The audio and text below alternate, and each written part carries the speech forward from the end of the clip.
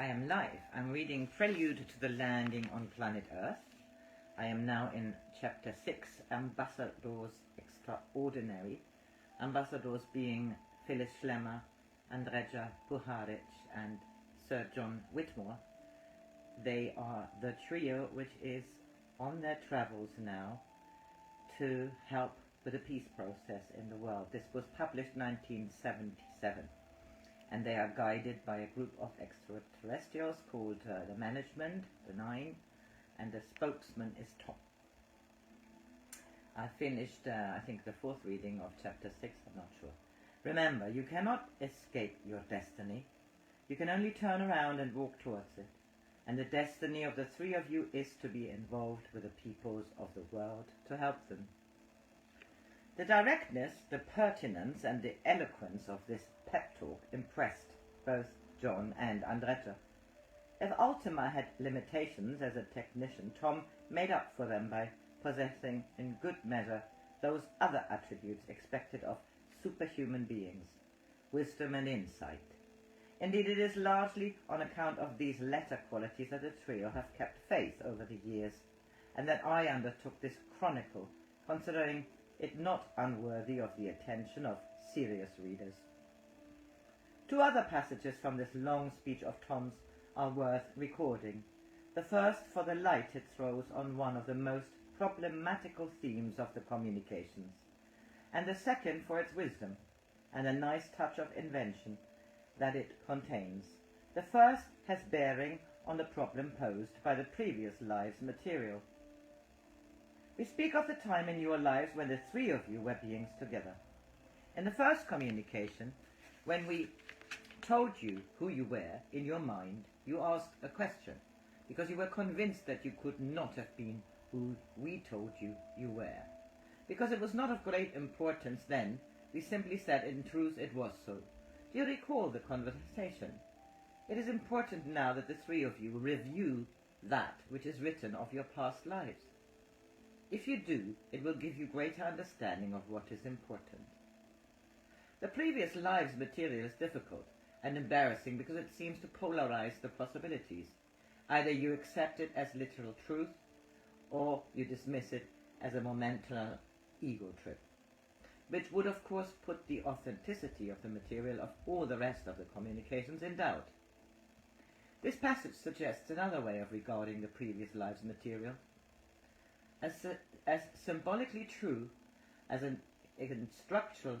instructional aid, a way of directing their attention to characteristics and possibilities pertaining to their present lives, which leaves open the possibility that the intelligence producing the information exists independently of the three of them. While we are on the subject of previous lives, one other piece of information divulged by Tom in this speech should be noted. They had not always incarnated as figures of extraordinary distinction, but had each lived many obscure lives. We understood not the physical world, and you did not either, and so you lived many times to try to understand. And although you are pure soul, each time you live on the physical planet, you are open to be trapped by it. The second passage for the record was addressed to Andrija and referred to a conversation earlier in the day at which most of the household had been present. I will now speak to the doctor. In your speech to the group of your people, when you explained that all of your people had been gods or goddesses, this was in error. You cannot speak to people in that manner, for when you do, they begin to believe that they are special, and the problem of the physical world has always been the people who think that they are special. It is only in humility that the people of the physical planet Earth can grow and understand. Andrija acknowledged the justice of this, but asked, is there any other term that might be more appropriate and accurate, so that these people might understand just a wee bit? Tom answered promptly, would you be satisfied with the term messengers of the aeons? Because in truth, this is what they are. Yes, that's beautiful, Andrija said. And so to Israel, where the greater part of the sequel of this story takes place. When Andrija, John and Phyllis arrived in Tel Aviv on the 24th of November 1974, They had specific instructions from the management to be out of the country by the 11th of December, because if they stayed longer they might be in danger. None of them had any idea at that time how prolonged and complex their relation to Israel would become. To contemplate the various strands that relate the trio and their work in Israel is to be persuaded of the validity of the Jungian theory of synchronicity. Ostensibly, they first went there because Israel was the potential flashpoint for a war situation, which could engulf the world. But Andrija had worked there before with Uri Geller, who of course is an Israeli. And the Israeli people, according to Tom, were genetically related to the space people, particularly those of the civilization of Hoover. Also, Israel had been the place where the last attempt to upgrade human consciousness had been made, through the agency of the Nazarene, Jesus Christ. And the stress in the teachings of Tom on the importance of humility, love, and service is reminiscent of Christian beliefs, just as a great deal of the symbolism and some of the dramatic themes of the communications are reminiscent of esoteric Christianity and Judaism, of the Book of Revelation and the Kabbalah. Israel brings into focus, interrelates, and catalyzes many of the disparate themes of the communications, so much so that one is tempted to speculate that the trio was being drawn there when they were at a time when their work needed to be given focus, direction, and coherence. It was not a fortuitous but a synchronistic event. Andrija had had problems with the Israeli immigration and customs authorities before. When he last left Israel, he had all the notes, research documents, and tape transcripts of his work with Yuri confiscated for some time. Now, when he presented his passport, the immigration officer called another over, and they went into a huddle for a couple of minutes before returning it to him. His arrival had been noticed. He wondered how it would have been if Yuri had been with them. Come on, my darling, sit down. How would it have been like if Yuri had been with them? Some days before, Tom had said that it would be advantageous for Yuri to join the party. Andrija had phoned him, and at first he had said he would try and arrange it, but at the last minute he had backed down. They had reserved a 2-room suite at the Sheraton, a tall modern hotel overlooking the Mediterranean at the northern end of Tel Aviv, and they made this their base during the 3 weeks of their stay, using a hired car to get around the country and generally looking and behaving like tourists. According to Tom, in the first communication they held, there was no need for dissimulation because the Israeli authorities were aware of their presence and some of the leaders knew their true mission and were grateful to them. But they could be in danger from other factions and should be particularly cautious on the 28th, 29th and 30th of November. They could begin their work, he said, by spending a day driving around Tel Aviv. This would spread a pacifying influence in this time of high tension. We are now in a time of war, Tom said. A greater war has never happened. And when we say this, we do not mean just on your planet Earth, but we mean in the surroundings and in the heavens and in the universe. He was referring to Armageddon, the cosmic conflict of the biblical end of days period, in which Earth's present troubles were but the microcosmic reflection. Motoring around the streets of Tel Aviv seemed to Andrija, Phyllis and John a modest way of contributing to the war effort, but for their second day the management came up with a rather more dramatic situation. In a state of waking consciousness, Phyllis got some figures which seemed like map coordinates. Andrija went out and bought a map, and when they checked the coordinates on it, they found that they indicated Yavne, which is the site of one of Israel's nuclear power stations, about 20 miles south of Tel Aviv. In a communication, they asked Tom if there was any significance in Phyllis getting these coordinates, and he said that there was, for a sabotage plot would have serious consequences had been formulated, and it would be their task to help frustrate it by spending 30 minutes in meditation as near as possible to Yavne. So they drove down the coast and sought a suitable spot where they might meditate without being too conspicuous. The power station area was enclosed by tall barbed wire. The roads around it were patrolled by security vehicles, and there was a low-flying helicopter overhead. And they had to settle for a place some 4 or 5 miles from Yavne for their meditation. After about 20 minutes, Phyllis said that Ultima had told her that they could now go, and she described what she had seen, the deep materialization of the core of a tube, which she presumed was an explosive device of some sort. So, when they held their evening communication in the hotels, Andrija's first question was, what did we accomplish in Yavne? And Tom answered, a complete defusing. During this period, Phyllis again became very vulnerable to psychic attacks, and when she was coming out of trance, perhaps because she no longer had the protection of the Faraday cage. She also became very visionary during the meditation sessions, getting imagery that seemed incomprehensible, but which Tom could usually later elucidate. During one meditation, she kept seeing 4 umbrellas. Tom explained that, as they didn't have the cage, it would be beneficial for them to use umbrellas during their communications because the metal frames could help concentrate energies and afford protection. It is said that there is not among all the possessions of your world a copper umbrella, he said, but suggested that the luck may be compensated by placing something of copper on the open umbrella.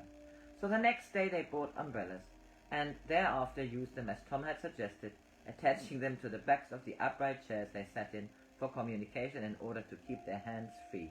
If their Israeli authorities were, as Tom had said, keeping an eye on them, and if one of their agents had caught a glimpse of them sitting hour after hour in a darkened room in the Sheraton under open umbrellas while the woman pointed her 2 index fingers at the other 2 and talked in a strange voice, they would surely have been dismissed as a group of crazy American cultists. They themselves often joked and laughed as they made their preparations, imagining how they would appear to others, but the umbrellas and the copper bracelets really did seem to improve communications and minimize attacks. In another meditation, Phyllis got a very strange sequence of images. It started with birds, large and colorfully bedecked birds. They're coming from North Bravna. That word's very clear, she said. The birds swooped down to where people were signing a paper with a quill pen. I don't know if the paper is a surrender or a peace treaty, Phyllis said. Then she saw scenes of savagery and wanton murder, the beheading of women and children performed by men wielding curved swords and wearing ornamental robes. There was some connection between the men and the swooping birds, and perched on a wall were a number of eagles just watching. They could quite easily stop the marauding birds, but they didn't move. The name North Bravna kept coming back. Where was North Bravna, she asked. Neither Andrija nor John knew, but Andrija suggested that the savage killer she saw were Saracens, and that she was seeing a replay of historical events. Did the Saracens ever take the city of Jerusalem? Phyllis asked, and Andrija was able to tell her that they had done so at the time of the Crusades. Well, that's what we are going to try to do this time, Phyllis said.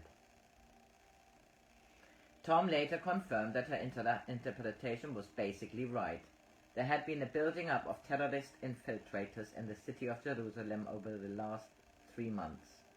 They were armed by supplies that originated from a munitions factory in a small town named North Bravna. The eagle that watched and would not intervene was the United States. The outbreak of terrorist activity was imminent, and they should project their energies and their concentration over the next days to the city of Jerusalem. Should we physically go there? John said. We can easily do so, Tom had to consult before he could answer. There is danger, he said. You will be protected, but we cannot make that decision for you. Of course they went. They spent the greater part of 2 days wandering about the narrow alleys and visiting the holy sites of the old city of Jerusalem. The walled city within a city, this bustling relic of many pasts thriving in the present, fascinated Phyllis. She soon learned how to haggle and joke with the Arab traders, which embarrassed John, though he had to admit that she was playing the tourist pretty convincingly. Several times they lost her and had to retrace their steps up a thronged alley, looking into every shop as they went, until they found her bargaining with a trader over an embroidered calabier, or a piece of jewelry, or an ornament. It was quite credible that some of these traders, or some of the young Arabs lounging about or sitting drinking coffee, should be the terrorists, infiltrators, that Tom had spoken about. There was plenty of heavily armed Israeli soldiers around too, some casually patrolling the alleys and others posted on roofs and surveying the scene below. It wasn't difficult to imagine violence suddenly erupting and the panic that would ensue in the narrow streets if shooting started. Accompanying them on this trip was Leon Burke, a friend of John's from England.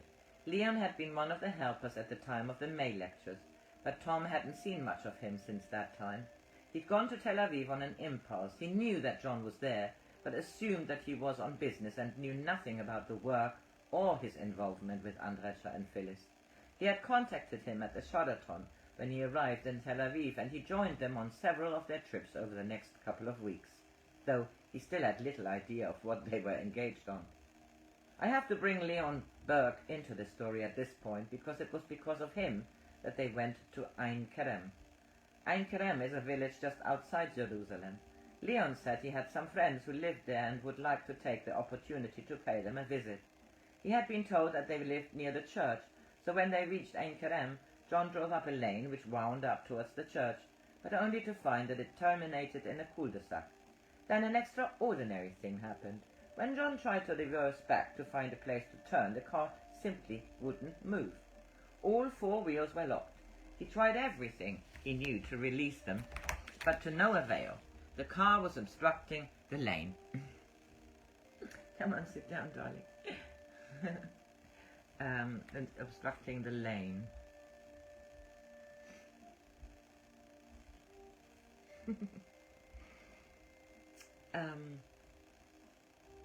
He tried everything he knew to release them, but to no avail. The car was obstructing the lane, but the only way they could move it was by sliding it downhill. Then this they did with some help, and the car nearly veered into a wall as they negotiated a bend. Eventually, they got to the bottom of the hill where the road was wider, and John tried again to release the locked brakes. It was a hydraulic system, and in spite of his long motoring experience, John couldn't imagine how all four wheels could remain locked in this way. Leon went on foot to try to find his friends, hoping that they might be able to help, at least by recommending a local mechanic. The car was stopped just outside the big church which Phyllis said they should go into.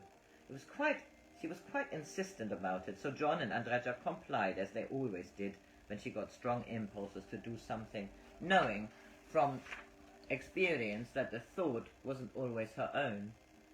The church was locked, but soon after they had tried the door, it was opened from within by a priest. The church seemed ordinary enough, and after wandering around it for some time, they were about to leave when the priest called them back and led them to a corner of the church that they had missed, where a short flight of steps led down into an illuminated grotto. Here, they learned, was the spot where John the Baptist had lived. That was interesting. They spent some time reading the text and looking at the pictures on the wall of the cave. Then they left the church and returned to the car. John could never explain why, but he knew with absolute certainty before he stepped into the car that the mysterious fault would be rectified. And he was right. After a couple of minutes, Leon reappeared, still having failed to find his friends, and they drove back to Jerusalem without trouble. Now, I finished this here. Today is the 5th of March 2025.